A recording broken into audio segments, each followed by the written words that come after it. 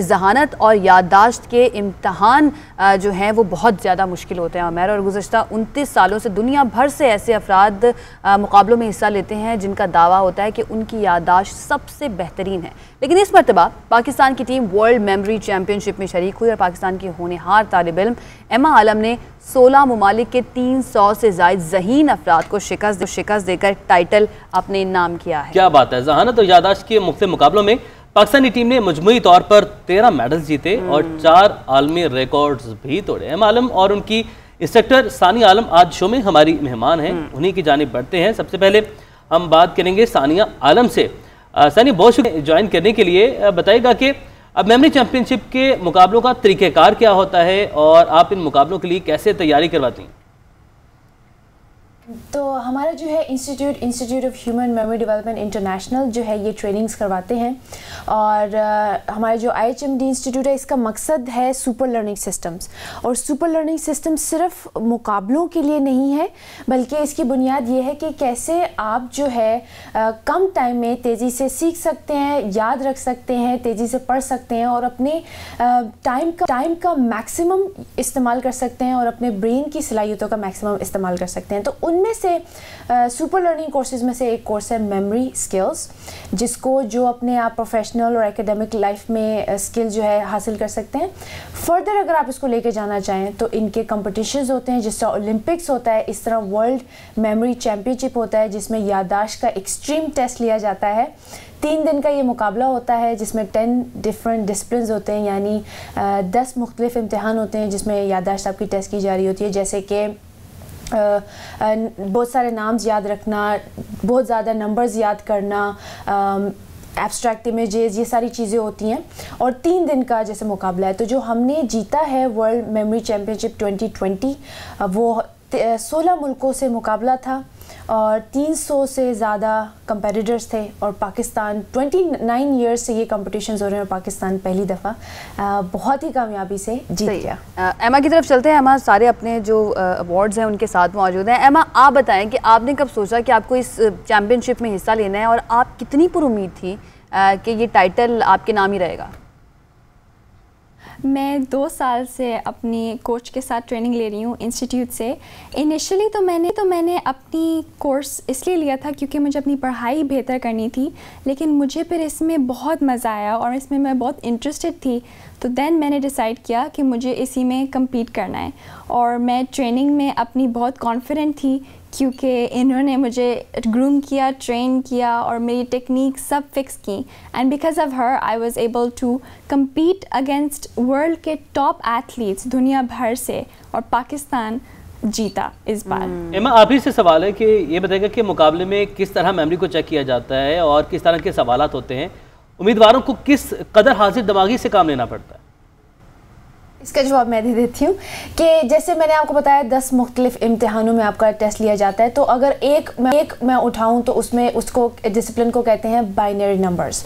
अब binary numbers सब जानते हैं कि 0 1 1 0 0 ये होते हैं, इसमें और कोई नंबर नहीं होता। तो बाइनरी नंबर जो आपको हज़ारों में याद करने होते हैं, 1 घंटा आपको मिलता है याद करने के लिए और फिर 2 घंटे मिलते हैं उसको रिकॉल करने के लिए। और ये इसमें से कोई भी चीज़ नहीं है जो आपने पहले से याद की हुई होती है। आपको कंपटीशन में राइट देयर एंड देन सब कुछ मिलता है और आपको याद करना होता है। तो एमा ने जो बाइनरी नंबर्स याद किए थे 1 घंटे में 4000 प्लस, और ये सीक्वेंस में याद करना होता है।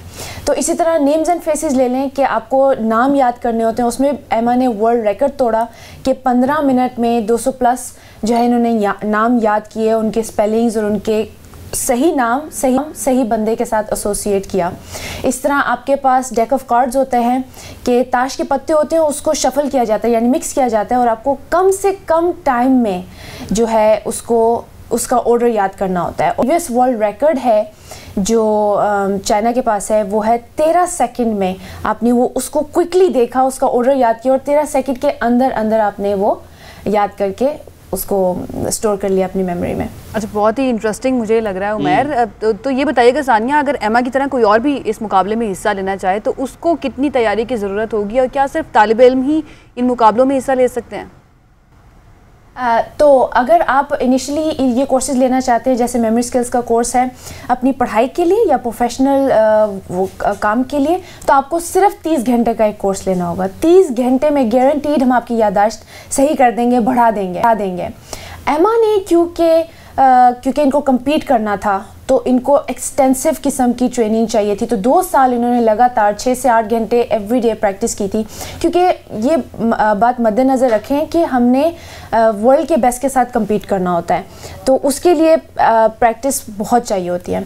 और नहीं, ये सिर्फ स्टूडेंट्स के लिए नहीं है, ये प्रोफेशनल्स के लिए। हम इनफैक्ट पाकिस्तान आर्मी के कमांड एंड स्टाफ कॉलेज को कोयटा में जो है उनके 800 ऑफिसर्स को ट्रेन कर चुके हैं माइंड मैपिंग में, जो अनदर कोर्स है हमारा। फिर हम कॉर्पोरेट वर्ल्ड को, इंस्टीट्यूट्स को, टीचर्स को, डॉक्टर्स, इंजीनियर्स जो भी हो, ये सब के लिए। और हम ऑलरेडी इवन ये जो 2 साल में हमने लॉन्च किया था उसको हम पाकिस्तान में बहुत कामयाबी से कंडक्ट कर चुके हैं। अच्छा एमा, आपसे जानना चाहते हैं कि जब आप चैंपियनशिप की तैयारी कर रही थी तो कितना अरसा लगा आपको टोटल इसमें, और क्या इसका पढ़ाई में भी आपको फ़ायदा हुआ, कुछ मददगार साबित हुआ यहाँ पर? मैं ये बताना चाहूँगी पहले कि मैं ये कर ही इसीलिए रही हूँ क्योंकि मुझे इंस्पायर करना है और लोगों को, स्पेशली स्टूडेंट्स को, बिकॉज़ हम जो सालों लगा के मेहनत करके पढ़ते हैं वो हम इन स्किल्स के ज़रिए बहुत कम टाइम में अचीव कर सकते हैं। बिकॉज़ अगर आप देखें तो हमें बचपन से पेरेंट्स स्कूल भेज देते हैं पढ़ाई करने के लिए, फिर टीचर्स घर भेजते हैं होमवर्क करने के लिए, लेकिन इस दौरान कोई भी हमें ये नहीं बताता कि कैसे याद रखना है, कैसे सीखना है। तो ये इसी हवाले से है कि ब्रेन नेचुरली कैसे सीखता है वो यहाँ पे सिखा रहे हैं। सही है। अच्छा सानिया, ये बताएं कि ख़बरों की दुनिया जो है उसमें भी हर वक्त मालूमात आती रहती हैं और ये काम ही मालूमात का है।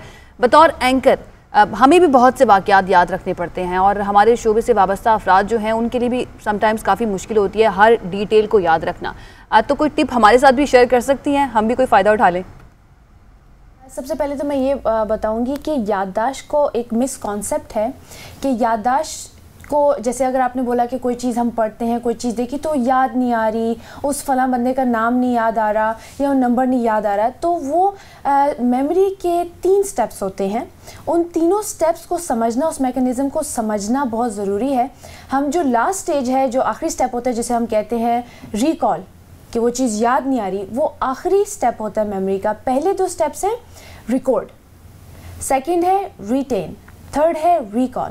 अब मैं ये बात, अगर मैं आपको बोलूं कि आपने कोई नंबर अपने फ़ोन के कॉन्टैक्ट लिस्ट में नहीं सेव किया, लेकिन फिर आप उसको उसमें ढूंढ रहे हो, तो ज़ाहिर बात है आपको नहीं मिलेगा अपने कॉन्टैक्ट लिस्ट में, क्योंकि आपने सेव नहीं किया। इसी तरह इंफॉर्मेशन को क्या हमें पता है, क्या हमें कहीं सिखाया जाता है स्कूल में, एजुकेशन सिस्टम में या कहीं भी, कि इंफॉर्मेशन को स्टोर कैसे करते हैं, यानी रिकॉर्ड कैसे करते हैं, और कैसे उसको वहाँ पे रिटेन रखते हैं कि चाहे वो एग्ज़ाम हो, चाहे वो आप न्यूज़ रिपोर्ट पढ़ रही हो, तो वो सही टाइम पे रिकॉल कर सकें, रिटेन करके रिकॉल कर सकें। तो ये एक मिसकॉन्सेप्ट है, मिसकंसेप्शन है, मिसअंडरस्टैंडिंग है इस मेमोरी के हवाले से। टिप तो ये है कि आप हमारे पास आएँ ताकि हम आपको बाकायदगी से ये चीज़ सिखाएं, और अगेन सिर्फ 30 आवर्स में आपकी याददाश्त जो है एक्सट्रीमली इम्प्रूव हो जाएगी।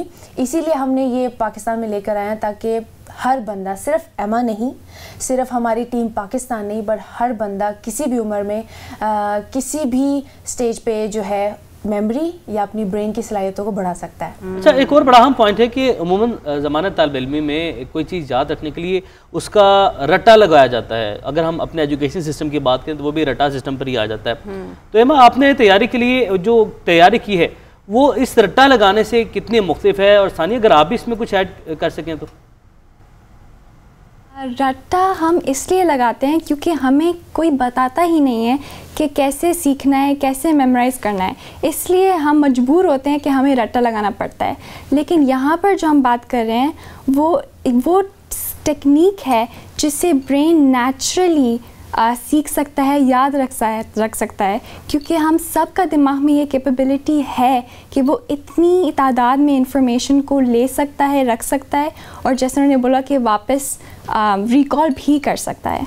एमा के साथ जो सीनियर कैटेगरी में compete कर रहे थे वो है 8 times world memory champion previously जो रह चुके हैं, डोमिनिक ओब्रायन, और वो इस वक्त 62 प्लस के हैं, और वो यही बात के लिए compete करते हैं, ये बात साबित करने के लिए कि उम्र का जो है ताल्लुक़ नहीं है, याददाश्त का उम्र से कोई ताल्लुक़ नहीं है। आप किसी भी उम्र में अपनी याददाश्त को बेहतर कर सकते हैं और बहुत सारी लेटेस्ट रिसर्चेस ऑलरेडी ये साबित कर चुकी हैं कि जैसे हम अपनी बॉडी को फिट रखने के लिए एक्सरसाइज करते हैं, इसी तरह ब्रेन को फिट रखने के लिए भी ज़रूरी है कि हम ऐसी चीज़ें सीखें, ऐसी चीज़ें करें ताकि हमारी मेमोरी शार्प रहे, ताकि हमारी लर्निंग एबिलिटीज़ शार्प रहें और ब्रेन जो है एज प्रूफ हो जाए। बहुत शुक्रिया। एमा और सानिया हमारे साथ मौजूद थी और उमैर बहुत ही इंटरेस्टिंग है। मुझे लगता है क्योंकि आपको याद नहीं रहता कि कल रात को आपने क्या खाया था, तो आपको जाना चाहिए। आपका क्या नाम था? सॉरी, आयशा। हाँ आपको वाकई में बहुत ज़्यादा ज़रूरत है जाने की। अच्छा, एक बात है कि हम कहते हैं कि याददाश्त को बेहतर बनाना बादाम खाएं, लेकिन बड़ी अच्छी बात की है सानिया ने, टेक्निक्स हैं और ये एक्सरसाइज है, एक्सरसाइजेज हैं इसकी हम कि अपने आप को कैसे फिट रखने के लिए एक्सरसाइज करते हैं, तो अपने जहन को भी फिट रखने के लिए हमें